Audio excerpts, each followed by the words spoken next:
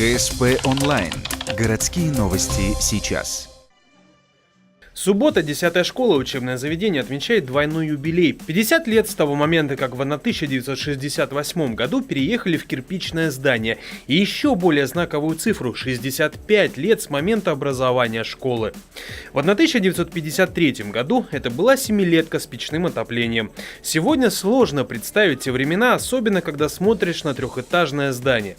Здесь работает более 50 педагогов разной квалификации, а саму школу стараются превратить не только в учебное заведение. Мы стараемся сделать ее уютной, доброжелательной, чтобы нашим родителям и учащимся было в ней уютно, хорошо и тепло.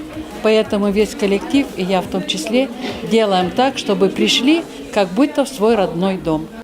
На сегодня в школе учатся 1034 ученика. С 2017 года здесь курируют развитие информационно-медийного направления российского движения школьников. И с этого же момента 10-й муниципальный ресурсный центр по образовательной робототехнике в дошкольных организациях.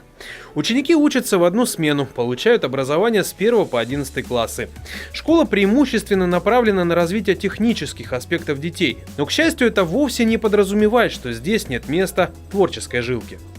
У нас очень много творчества, потому что, наблюдая, как складывается судьба моих учеников, выпускников нашей школы, учеников моих коллег, я могу сказать, что они добиваются успехов на разных поприщах, но многие именно в творческой деятельности. То есть они становятся клипмейкерами, музыкантами, хореографами и очень вспоминают с большой душой уроки мировой художественной культуры и истории. Мне очень приятно. 2018 год – важная веха в истории школы, не только из-за юбилеев. Именно сегодня учебное заведение запустило большой проект по подготовке инженерных кадров. С начала учебного года набран профильный 10 класс, задача которого – подготовить выпускников для технической стези. Все это реализовывается благодаря тесному сотрудничеству с Ухтинским вузом. Успехи в образовании обеспечивают преемственность поколений. Те, кто когда-то заканчивали сами, теперь приходят уже взрослыми.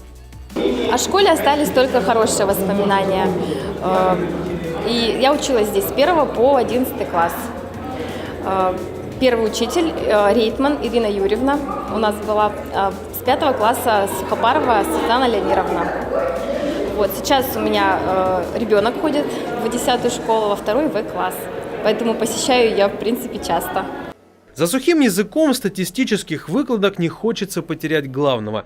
Для многих 10-я школа останется в памяти как одна из тех альма-матер, что были первыми в осознанной жизни. Коридоры учебного заведения застыли в ожидании своих учеников. Вскоре прозвенит звонок, а история десятки двинется дальше, к новому юбилею.